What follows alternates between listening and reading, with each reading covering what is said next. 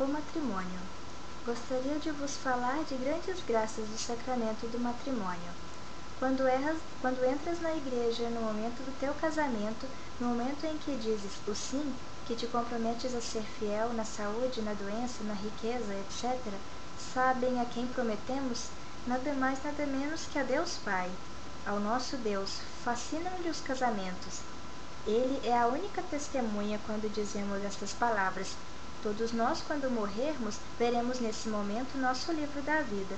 Sabem que nesse momento vislumbramos um dourado indescritível, um brilho intenso. Deus Pai escreve estas palavras no livro com letras douradas, belíssimas. Nesse momento em que tomamos o corpo e o sangue de Jesus, estamos a fazer um pacto com Deus e com a pessoa por nós escolhida, para compartilharmos juntos uma vida. Quando pronunciamos estas palavras, estamos a pronunciá-las à Santíssima Trindade. No dia do meu casamento, vi que quando eu e meu marido recebemos a Sagrada Eucaristia, já não éramos dois, mas sim três, nós dois e Jesus, porque de imediato, quando comungamos Jesus, ele nos une como um só, coloca-nos no seu coração e passamos a ser um só. Formamos com Jesus uma Trindade Santa. Não separe o homem o que Deus uniu. Agora eu pergunto, quem separa isso? Ninguém. Ninguém, irmãos, pode separar isso. Ninguém depois de consumado esse matrimônio. E se os dois chegarem virgens ao matrimônio, não imaginam as bênçãos que se derramam sobre esse matrimônio. Eu vi como no matrimônio dos meus pais, quando meu pai colocou o anel no dedo da minha mãe e o padre os declarou marido e mulher. Nosso Senhor entregou ao meu pai um cajado, que parecia um pauzinho curvo de luz. Tratava-se de uma graça que Deus dá ao homem. É um dom de autoridade de Deus Pai, para esse homem poder guiar o pequeno rebanho que são os filhos, que nascem desse matrimônio, e também para defender o matrimônio e os filhos de tantos males que atacam as famílias. A minha mãe, Deus Pai colocou-lhe no coração algo parecido com uma bola de fogo, belíssima, que significa o amor de Deus e o Espírito Santo. Eu soube que minha mãe era uma mulher muito pura. Deus estava feliz, regozijado. Não imaginam quantos espíritos imundos se apoderaram do meu pai naquele momento. Esses espíritos parecem larvas, sanguessugas. Sabem que quando alguém tem relações fora do matrimônio, de imediato os espíritos malignos pegam-se por todos os lados na pessoa.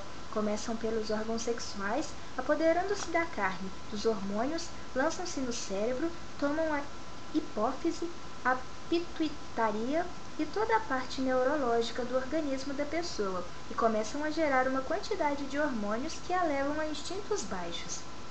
Transformam um filho de Deus num ser escravo da carne, escravos dos seus instintos, do seu apetite sexual, o que leva a pessoa a ser daquelas que dizem que estão gozando da vida. Quando um casal é virgem, Deus glorifica-se. Há um pacto sagrado com Deus que santifica essa sexualidade, porque a sexualidade não é pecado. Deus deu-a como bênção, porque a sexualidade é Deus e o casal. Onde houver um sacramento do matrimônio, mesmo que não tenha chegado virgens ao matrimônio, Deus está presente nessa cama sacramental. Porque nessa cama onde está o sacramento do matrimônio, está o Espírito Santo. Até nas refeições deste casal está a presença do Senhor Deus, que abençoa esse alimento. Deus fica encantado com os matrimônios, fica feliz de ir com eles para a sua nova vida, começar juntos uma nova vida. O casal e o Senhor formam uma trindade. É pena que muitos casais não saibam, não tenham essa noção, nem pensem em Deus, casam só por tradição, não por fé. Só pensam em sair da igreja para ir festejar, comer, beber, lua de mel, porque não há nenhum mal. O mal está em deixar o Senhor fora de tudo isso. Como eu fiz, que deixei o Senhor na rua, nem pela cabeça me passou convidar o Senhor a entrar na minha nova vida, na minha nova casa, porque Ele gosta que convidemos a entrar e a estar conosco em tudo, em todo momento, nas alegrias, nos momentos menos bons, que sintamos a sua presença. Mas no sacramento do matrimônio o Senhor está presente, mesmo sem ser convidado, mas que bom seria se estivéssemos conscientes da sua presença. No matrimônio dos meus pais, o mais lindo foi que Deus restituiu ao meu pai os dons e a graça perdidos, casando com a minha mãe, que era uma mulher pura de sentimentos e virgem. Sarou meu pai a sua sexualidade desordenada e suja. Mas como ele era muito macho, e os amigos começaram a envenená-lo, dizendo-lhe que não deixasse que a mulher o envolvesse e o dominasse, que devia seguir a vida que tinha antes de mulherengo, festas, ele, 15 dias depois de casado, terminou num bordel, para demonstrar aos amigos que continuava a ser o mesmo, que não se deixava dominar pela mulher. Sabem onde terminou o cajado de autoridade e a proteção que Deus lhe tinha dado? O demônio o levou. E todos aqueles espíritos malignos, aquelas coisas imundas, voltaram a pegar-se-lhe. Meu pai transformou-se de pastor de seu rebanho em lobo de sua família e de sua casa. Quando alguém é infiel ao seu casamento, está sendo infiel a Deus. Está faltando a palavra no juramento que fez a Deus e a pessoa com quem casou no dia do seu casamento. Não está cumprindo o que prometeu. Se alguém intenciona não ser fiel ao seu casamento, é melhor não se casar. O Senhor diz-nos: se tu és infiel, vais condenar-te. Se não vais a ser fiel, não cases. Filho, pede-me a graça de ser fiel à tua esposa, ao teu esposo e a Deus. Quantos males vêm para um matrimônio pela infidelidade? Aquele marido que vai a um bordel ou que é infiel com a secretária, por exemplo, e apesar das precauções do preservativo, contrai um vírus. Apesar do banho, aquele vírus não morreu. E mais tarde, quando tem relações com a esposa, aquele vírus entra na mulher e fica alojado ali, no fundo, ou no útero. Mais tarde, forma uma úlcera. Ela muitas vezes nem se percebe disso, e quando anos mais tarde fica muito doente e vai ao médico, e lhe é diagnosticado câncer. Sim, câncer. Então quem diz que o adultério não mata? Por exemplo, quantas mulheres que foram infiéis ficaram grávidas e, para que os maridos não descubram, recorrem ao aborto, matam um inocente que não pode falar nem defender-se. Estes são alguns exemplos. O adultério mata de muitas e diversas formas. Depois ainda temos o descaramento de reclamar contra Deus quando as coisas não ocorrem bem, quando temos problemas, quando aparecem doenças, quando somos nós que buscamos com os nossos pecados atrairmos o mal para a nossa vida. Por trás do pecado está sempre o maligno. Abrimos as portas ao maligno quando pecamos tão gravemente, e depois ainda nos queixamos que Deus não nos ama. Que grande descaramento nosso! Sabiam que Deus é o rochedo que protege os matrimônios? Ai daquele que tenta destruir um matrimônio. Quando alguém tenta destruir um matrimônio, bate contra esta rocha, que é Jesus. Deus defende o matrimônio, nunca duvidem disso. Também quero dizer-vos que devem ter muito cuidado com aquelas sogras que se metem no matrimônio dos filhos, para indispô-los, causando-lhes problemas na sua relação. Mesmo que não goste muito daquele genro ou daquela nora, com razão ou sem ela, eles estão casados, e agora já não há nada a fazer. Por isso, a única coisa a fazer é rezar por eles. Rezem por esse matrimônio e calem-se. Muitas mulheres condenaram-se por meterem no matrimônio dos filhos. Isto é um pecado grave. Vê-se que alguma coisa está mal, que um deles ou os dois estão a pecar, calem-se e rezem. Peça a Deus por eles, peça auxílio a Deus. Também podem reunir o casal e falar com os dois, pedindo-lhes que salvem o seu matrimônio, que olhem para os seus filhos, que o matrimônio é para se amar, se doar e perdoar mutuamente. Deve-se lutar pelo matrimônio, mas nunca interferir de outra forma e muito menos tomar partido por um ou pelo outro. Quarto mandamento: honrar pai e mãe. Jesus continuava a mostrar-me tudo. Já lhes contei como fui mal agradecida com meus pais, como me envergonhava deles, como os maldizia e os renegava, por eles serem pobres e não me poderem dar tudo que as minhas amigas ricas tinham. Eu tinha sido uma filha ingrata ao ponto de dizer que aquela não era minha mãe, porque pareciam inferiores a mim. Foi espantoso ver o resumo de uma mulher sem Deus. Destrói tudo que lhe se aproxima. Além disso, e o mais grave é que eu sentia e me achava uma boa pessoa. Eu pensei que no quarto mandamento passava bem no meu julgamento, porque os meus pais bem caro me tinham custado, tanto dinheiro que gastaram com eles, com as doenças deles, porque tudo analisava com dinheiro, porque eles tiveram doenças graves antes de morrerem. Foi o meu marido que as financiou, e eu dizia: olhem esses dois desavergonhados, não me deixaram nem um centavo de herança e ainda tive que gastar uma fortuna com eles. Mas os pais das minhas amigas deixaram bens. E o Senhor mostrou-me como eu analisava tudo através do dinheiro, pois até os meus próprios pais manipulei. Quando tinha dinheiro e poder, até deles me aproveitei. Com o dinheiro me endeusei, e até a eles pisei. Sabem o que mais me doeu? Foi ver ali os meus pais, o meu pai a chorar, ver que tinha sido um bom pai, que tinha ensinado a filha a ser trabalhadora, lutadora, empreendedora, que devia ser honrada e que só quem trabalha vai em frente. mas esqueceu-se de um pormenor, que eu tinha uma alma e que ele era o meu evangelizador com seu testemunho. A minha vida começou a afundar-se com o exemplo que ele me deu. Ele via agora com profunda dor a responsabilidade que tinha diante de Deus, porque quando ele era mulherengo e dizia-se feliz, gabando-se diante da minha mãe e toda a gente que era muito macho, porque tinha muitas mulheres e podia conquistar a todas. Além disso, bebia demais e fumava. Ele até que era boa pessoa, mas com estes vícios, que ele não identificava como tal, pois achavam serem virtudes. Era muito orgulhoso. Eu, que era uma criança e via como a minha mãe se enchia de lágrimas quando meu pai falava de outras mulheres, começava a encher-me de raiva, de ressentimento e de fúria. O ressentimento começou com a morte espiritual. Eu sentia uma raiva espantosa ao ver como o meu pai humilhava minha mãe diante de toda a gente e como lhe causava tantas lágrimas e ela nada dizia. Aí começou a minha rebeldia. Quando adolescente, dizia a minha mãe, eu nunca vou fazer como a mamãe.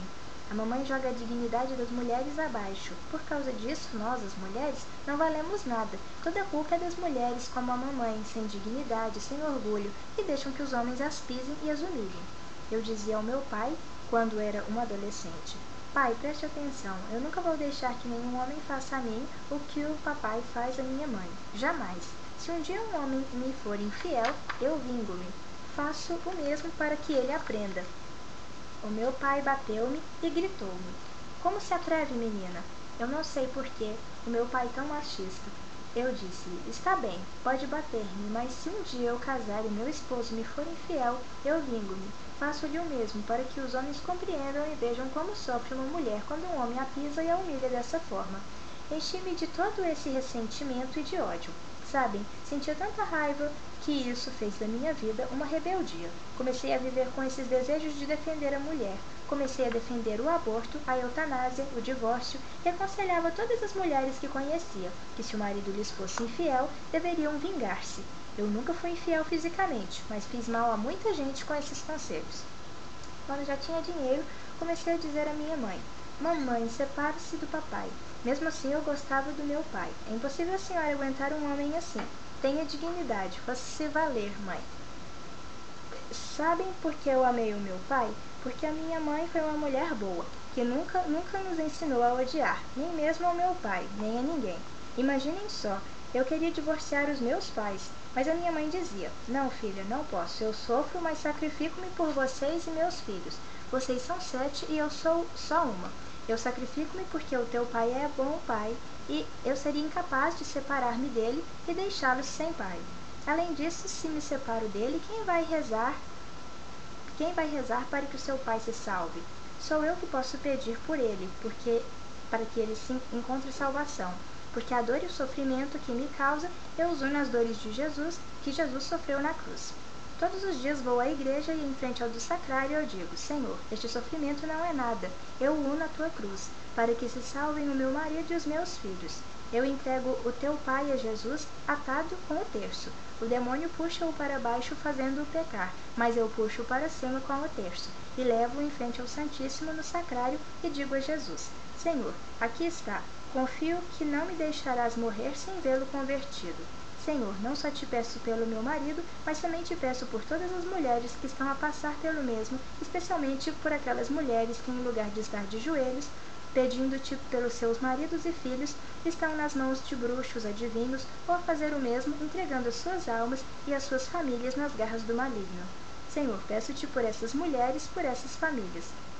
Sabem, meu pai converteu-se 8 anos antes de morrer. Arrependeu-se, pediu perdão a Deus e o Senhor perdoou-lhe. Ele estava no purgatório, na parte mais baixa, em grande sofrimento, porque não reparou o seu pecado. Reparar o pecado é algo que levamos muito pouco a sério, não ligamos. Também muitas vezes não é possível, mas para isso o Senhor concede-nos a graça de reparar os nossos erros através da Eucaristia. Cada vez que vamos a uma Santa Missa, o Senhor dá-nos a graça de reparar o mal que fizemos. Deus mostra-nos lá no outro mundo a consequência dos nossos pecados, do mal que fazemos ao próximo. Até de um mau olhar, um olhar feio. As mentiras e a primeira confissão mal feita. Quando era pequenina, tristemente aprendi que para evitar os castigos da minha mãe, que eram bastante severos, as mentiras eram excelentes e comecei a andar com o pai da mentira. Aliei-me a ele e comecei a ficar tão mentirosa que, à medida que os meus pecados iam crescendo, as mentiras iam ficando maiores também. Mas quando reparei que mesmo mentindo me castigavam, comecei a usar outra estratégia de mentira. Por exemplo, sabia que minha mãe respeitava muito o Senhor, e para ela o nome do Senhor era sagrado, era santíssimo. Então eu pensei que tinha uma arma perfeita. E dizia: Mãe, por Cristo lindo, eu juro que não fiz isso. Dessa forma eu conseguia finalmente evitar os castigos.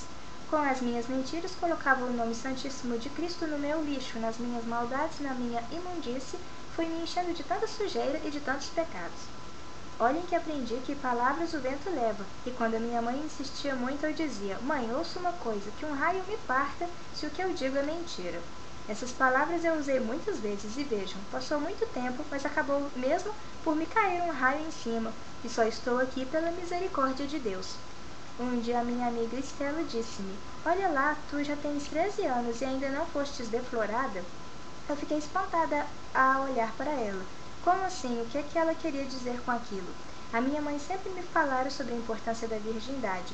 Ela dizia-me que se tratava de um anel do matrimônio com o Senhor. Mas a minha amiga, com ar de superioridade, disse-me: A minha mãe, logo que me apareceu a menstruação, levou-me a ginecologista e estou tomando a pílula. Eu, nessa altura, nem sabia o que era isso. Ela explicou-me que eram pílulas anticonceptivas para não engravidar, e acrescentou que já tinha dormido com o primo, com o amigo, com este, com aquele, uma lista enorme. Ela dizia que era muito bom. As minhas amigas diziam-me: Tu realmente não sabes nada? Quando respondia que não, elas diziam-me que me iam levar a um lugar onde todos tinham aprendido. Eu fiquei preocupada, sabia lá onde iriam me levar? Começou a despertar um mundo novo para mim, novo e completamente desconhecido. Levaram-me a um teatro, bem feinho, lá no centro, para ver um filme pornográfico. Vocês imaginam o susto? Uma menina de 13 anos que naquela época nem televisão tinha em casa. Imaginem ver semelhante filme. Quase morri de susto. Parecia-me que estava no inferno. Tinha vontade de fugir dali, correndo. Não fiz por vergonha das minhas amigas, mas o que eu queria mesmo era sair dali. Estava assustadíssima. Nesse dia fui à Santa Missa com a minha mãe. Eu estava assustada e fui confessar-me. A minha mãe ficou rezando frente ao Santíssimo. Quando me confessei, disse os pecados de costume, que não tinha feito os trabalhos de casa, da escola, que tinha sido desobediente. Esses eram mais ou menos os meus pecados. Eu confessava-me sempre ao mesmo sacerdote e ele quase já conhecia os meus pecados, mas naquele dia disse ao padre que tinha escapado à minha mãe para ir ao cinema. O padre, surpreendido, quase gritou: Quem escapou a quem? Quem foi aonde? Eu, aflita, olhei para minha mãe, vi que ela estava tranquila no mesmo lugar, ainda bem que não tinha ouvido nada. Imagina se eu ouvisse. Eu levantei-me do confessionário zangada com o padre e claro que não disse que filme tinha visto. Só por dizer que tinha fugido da minha mãe para ir ao cinema, o padre se escandalizou tanto. Imaginem se lhe dissesse que filme tinha ido ver. Batia-me. Foi aí que começou a astúcia de Satanás, porque daí pra frente começam as minhas confissões mal feitas. Daí pra frente, selecionava o que ia dizer na confissão. Digo isto, mas isto não digo. Este pecado digo ao padre, mas este não. Começam as minhas confissões sacrílegas. Eu ia receber o Senhor sabendo que não tinha confessado tudo. Ia receber o Senhor indignamente. O Senhor mostrou-me como na minha vida foi terrível degradação da minha alma, nesse processo de morte espiritual. Foi tão grave que no fim da minha vida eu já não acreditava no demônio nem em coisa nenhuma. Mostrou-me como em criança caminhava pela mão de Deus, como tinha uma relação profunda com Ele e como o pecado fez com que eu fosse soltando a mão do Senhor pouco a pouco. Agora o Senhor dizia-me que todo aquele que come e bebe o seu corpo e o seu sangue, indignamente, come e bebe a sua condenação. Eu comi e bebi a minha condenação.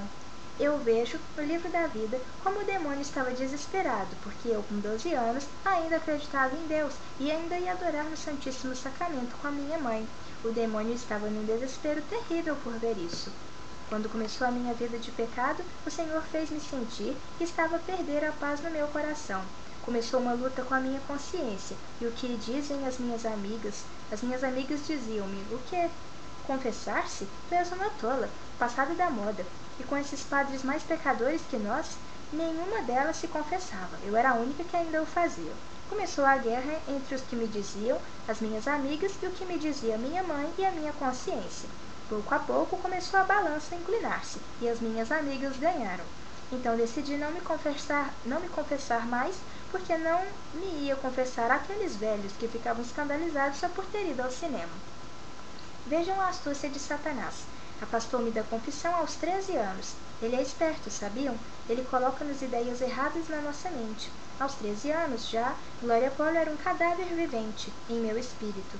Mas para mim foi importante, era um orgulho pertencer àquele grupinho de amigas, de meninas finas e espertas. Quando temos 13 anos, pensamos que sabemos tudo e que todo aquele que fala em Deus está passado da moda ou é doido, porque o que está na moda é desfrutar.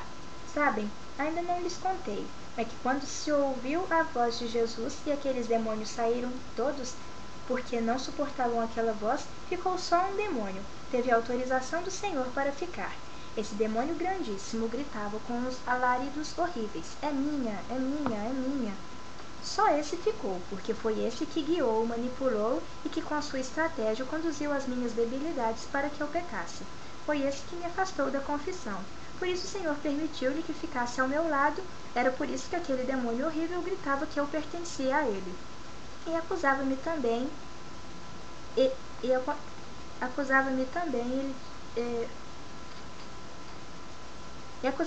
ele tinha autorização para ficar, porque eu morri em pecado mortal. Desde os meus 13 anos, que não me confessava, e até aí muitas vezes confessei-me mal. Eu pertencia àquele demônio e ele podia ficar durante o meu julgamento. Imaginem-me envergonhadíssima a ver com horror os meus pecados, que eram tantos, e ainda por cima aquela coisa horrível a acusar-me e a dizer que eu era dele. Foi horrível.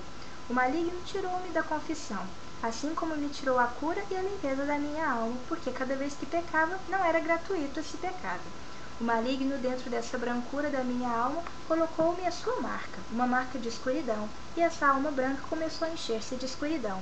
Jamais comunguei bem, só na primeira comunhão fiz uma boa confissão, daí para frente nunca mais, e recebia na comunhão o meu Senhor Jesus Cristo, indignamente.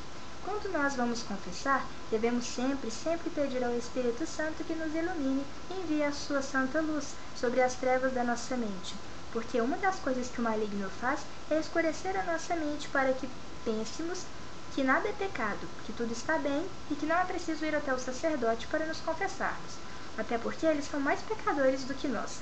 Que a confissão passou de moda, é claro que foi mais cômodo para mim não me confessar. E no próximo vídeo a gente vai continuar lendo e nós vamos ler sobre o aborto, ela contando que fez um aborto, que a amiga dela fez um aborto, e daí por diante.